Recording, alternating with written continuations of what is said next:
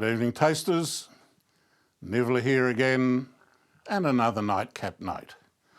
And tonight, this is the next in the Speyside 10-year-old theme. As I said, we're here in summer in Australia, although summer's drawing to an end, and we're only about 4 or 5 weeks away from the football season starting. And here I am in my red, black and white vest, getting ready to cheer St Kilda home this year. Enough about football. Tonight's 10-year-old Speyside whisky is the Glen Grant 10-year-old. Now, Glen Grant was previously owned by Chivas Brothers, so a great deal of it would have ended up in Chivas Regal. It's now owned by an Italian company called Campari.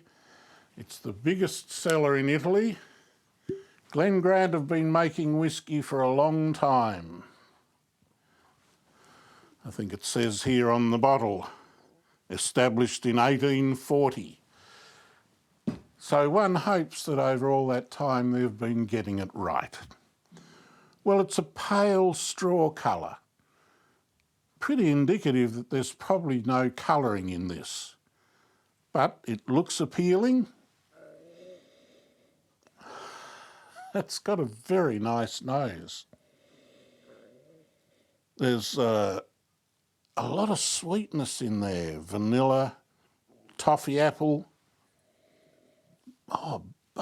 butterscotch. Some of those butterscotch lozenges that you suck if you've got a sore throat. And a hint of orange. Nice nose. Quite complex and balanced.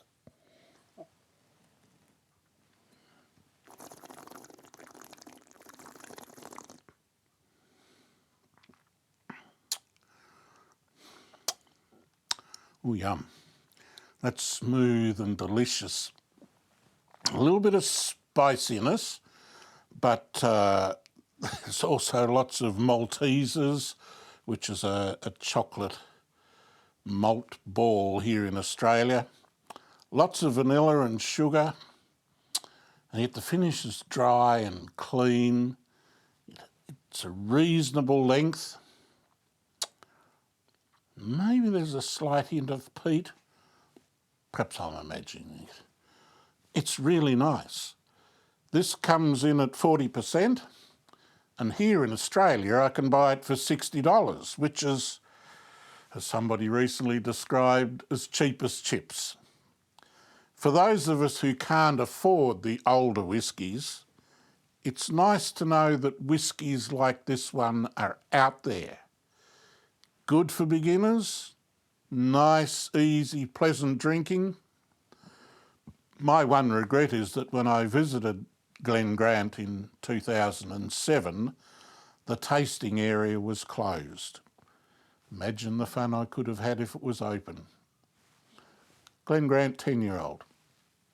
All the best.